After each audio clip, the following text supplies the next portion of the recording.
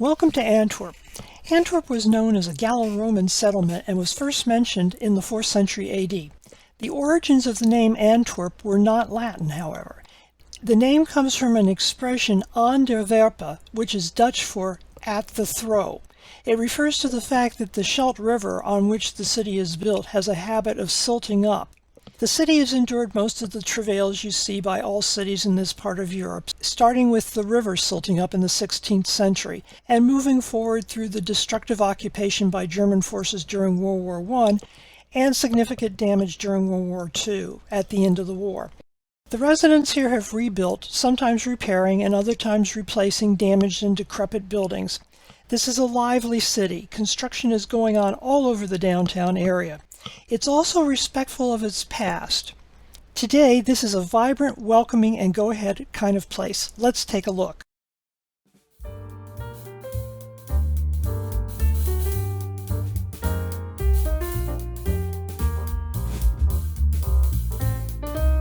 Welcome to the Armchair Traveler 2022.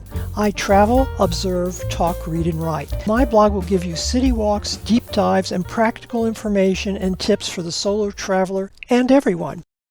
I travel extensively by train when I'm in Europe, and although I could get by ignoring my surroundings, I've actually developed a real taste for train stations, some of which are merely huge, like the Gare du Nord in Paris. Some of which are efficient, even though sprawling. Amsterdam Central comes to mind, and quite a few which are actually gorgeous. The main train station in Antwerp is both huge and gorgeous. I have been in quite a few train stations since my inner-city travel in Europe is almost always by train, but have never seen a prettier one. Originally built in 1905, its neo-Gothic facade is still visible from the outside, although it has been modernized on the inside. There's a second facade that leads from the newer part of the station, which you can see in the picture here, to the old Great Hall. It is one of the most beautiful stations I've ever been in. Here's a tidbit for you. I traveled here from Brussels. Antwerp is a Flemish-speaking city, unlike Brussels, where Flemish is experienced mostly on street signs. On the train to Antwerp, all the announcements were in Flemish, which is Dutch. On the way back, they were all in French. In the mid-20th century, the railroad station's condition had deteriorated to the point where they were thinking about demolishing it. It had taken a direct hit during World War II from a V-2 bomb, but for a very long time they thought that had not affected its structural integrity. It turned out that it had, and in 1986 they actually had to close the station completely for safety reasons, after which I think they came to their senses. In 2009, Newsweek listed this as the 4th most beautiful station in the world after St. Pancras in London, Grand Central Terminal in New York, and Chhatrapati Shivaji in Mumbai. I visited those first two and I agree with the assessment. The clock you see here is above the entryway to the platforms. It says Antwerpen, the name of the city, and is graced with the city insignia, the city coat of arms, a herald, and a royal crown. My iPhone panoramic view of the main station does not begin to do it justice.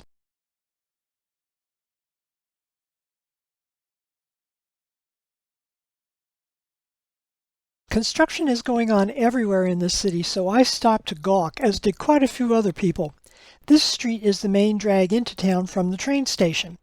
Diamonds are still big business here in Antwerp, and much of it is conducted within a short walking distance of the train station. The merchants set up in that location because it was safer for the couriers to travel to and from the train station. Jewish merchants dominated the business once upon a time, but I've read it appears that Indians have pretty much taken over the scene. Most European big cities have a market square, and many of them are going concerns. This one is dominated by the elegant and giant Renaissance-style City Hall on one side and a row of guild houses and old patrician homes on the other. The center of the square has a big fountain that has a sculpture of one Silvius Brabo, the local mythical hero. Silvius was part of the foundation myth of the city. The story goes that the waterway around here was once governed by a giant who demanded a high toll from those who wanted to enter the city. The giant chopped off the hands of anyone who didn't cough up the money. Brabo eventually fought the giant and cut off his hand and threw it in the Scheldt River. Here we see part of the giant's hand. During World War I, the area between the Schonmarkt and the Eiermarkt was destroyed. The city got reparations from Germany and decided to build something really beautiful in the area. The Farmers Bank Tower was the result. It was the first skyscraper in Europe and was inspired by similar buildings in New York and Chicago. The Boerentoren, as it's called in Dutch, is still in business. I read that the view is spectacular from the top, but I passed that opportunity by. Architects and builders managed to complete this in just 3 years. It was designed as a multi-purpose tower with apartments, offices, and stores. Over time, I suppose, the internal structure became somewhat outmoded and tastes change. At a minimum, it would probably needed new electrical and plumbing and perhaps structural work. People lived here until 1968. At that point, instead of tearing it down, the entire interior was modernized and the building became an office tower. Meyer Street is the main shopping destination for the city of Antwerp and one of the most important areas in Belgium. The Meyer shopping district includes the streets basically running from the central station all the way to Our Lady Cathedral. Once upon a time, this area was used to store wet wood that they made into furniture, and it didn't used to be in the city center, so the city center has clearly grown up around it. I wasn't much in the mood for shopping, but if I had been, the Staatsfietsel shopping mall might have been a good place to start. The mall has been here since 1908. Notice the upscale McDonald's, one of several in the block, between the main train station and the end of the street. My guide told me this is the most expensive shopping destination in the area, but I'm not much of a shopper. The area is home to many major shopping brands, most of them expensive, and attracts over 200,000 visitors a year. According to the legend, the castle on the edge of the Scheldt was inhabited by a terrible giant called Druon Antigoon. Every skipper who sailed past had to pay a toll to the giant. Anyone who refused lost their hand. Antigoon was so infamous that the story even reached Julius Caesar. He sent one of his bravest generals to Antwerp, a man named Silvius Brabo. Small but brave is a saying that fits here. Brabo attacked Antigoon and managed to lop off his hand. With a wide arc, Brabo swung the severed hand into the river and thus gave the city its name, Antwerp, which means hand throwing. The artwork you see here is Antigoon's hand. Castles are fortified places designed to defend a location. Antwerp has always enjoyed the benefits of being close to the sea with trade and commerce, but the open blue water and its vulnerable position would also attract Vikings and other plunderers. Hotstein was clearly located where it was to defend Antwerp from an enemy sailing or rowing upstream from the sea. The castle is one in a line that historians think may date back to the 7th century. The name means the rock in Dutch and refers to the fact that this version of it was built of stone. The original structure, now long gone, probably dates from even earlier, and it was made up only of clay and mud. In the 9th century, the city got fortified walls and built in stone to protect the interiors from Viking plunderers. Perhaps this is where Antigoon lorded it over the boatmen who refused to cough up the toll. It clearly would have made an excellent spot for him to set up his business. This small section of Wapers Plaza faces Peter Paul Ruben's home. It has a fountain, a statue, and one very welcome feature, a place to sit down free of charge. Much of this part of Antwerp is fronted by restaurants and bars. If you want to sit, you have to pay rent in the form of purchasing something. I don't object to that or even to the concept. I was just happy there was an alternative. One really unwelcome feature here was the number of bicycles zipping in and out. I was here in 2019. My guess, unless the city fathers had the sense to ban them, that those will prove to be pretty innocent compared to the onslaught of motorized scooters. Oh, and I saw a couple of guys on motorized unicycles. Yikes! Ruben's house is the biggest tourist attraction in the heart of Antwerp. If you get here early in the morning, as I did, you can buy a ticket and pretty much stroll right inside. The house has been restored, but it looks now about how it looked when the master painter was alive and living and working here. There are narrow staircases to be maneuvered, no lifts, and as far as I can tell, no air conditioning. I think it was worth the effort to see. These two images were taken from the inner courtyard and show the very different style and building materials of the two houses Rubens purchased and remodeled into his home and studio. Once I got past the ticket counter, I walked through a long archway and saw the interior atrium. This led to the gardens. These were not Flemish-style work at all. The Italian influence was obvious in the arches and decorations as well as in the layout of the garden. This is a view of the rather pretty garden. Rubens was enormously successful and very well off. He purchased this house in 1610 and connected it, adding a gallery, a porch, and a large studio. One of his biggest needs was for adequate light. This wasn't just his home, it was his workshop and personal gallery. You can see the effort he made to add light in the left-hand part of the structure with those big windows. Although this is Rubens' Huis, or Rubens' house, there's actually very little that he or his students painted on site. I suppose that shouldn't be surprising. Almost all of his work was created on commission, and much of it is still in churches. Rubens was a businessman who implemented a kind of painting factory in which he did the initial designs, likely painted the most important parts of the work, such as the hands and faces, and then supervised his students while they did the rest. Since many of his canvases are so large, there was no way one man could do it all. I often wonder when I see his work, and others, I'll show you two examples in the cathedral in a minute, whether his patron, also known as customers, knew how much or how little he did himself. This is that narrow, winding staircase I mentioned earlier.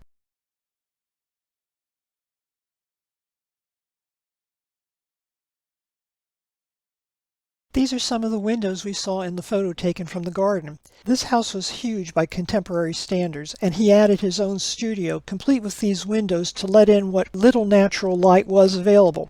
Even on a bright day in the middle of the morning, it wasn't much, as you can see from my photo. Rubens didn't just paint, he collected art. Part of his home was an art gallery. He converted an existing room, you can tell from the wood beam ceiling, and added on an Italian-style dome annex that he used to house parts of his collection. Notice how bright the yellow painted annex is compared with the room beyond it, which has yellow trim. The painting that you see here is one that he collected. It's called The Young Boy on His Deathbed. Probably the prize in Rubens' collection was a marble bust. He purchased it while he was in Italy. He was told it was a bust of the Roman philosopher Seneca. Seneca had many virtues that appealed to this new age. The bust might have been an antique when he purchased it, and it certainly must have been convincing to the artist's eye. It took until 1813 before historians found out it was the bust of someone else. Whether intentionally or not, Rubens got snookered. This is the Cathedral of Our Lady in Antwerp. It is the largest Gothic building in the Dutch-speaking world. The single belfry is the tallest church tower in Belgium and on the UNESCO World Cultural Heritage List. While the exterior is authentic Gothic, much of the interior design is from a much later date. The main attraction for most visitors, including me, are the two immense Paul Ruben's altarpieces, the Raising of the Cross and the Descent from the Cross.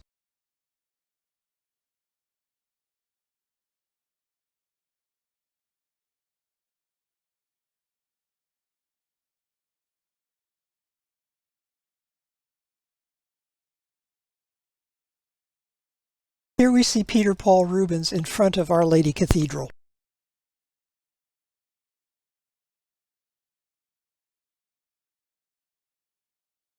The tympanum above Our Lady's main entryway is an exquisite depiction of the Last Judgment, so clear that it was obvious even to me. On the left hand you can see the people who are destined to heaven. They're wearing clothes and look pretty happy. The characters on the right side look quite different. This scale model gives a better idea of the size and design of the cathedral.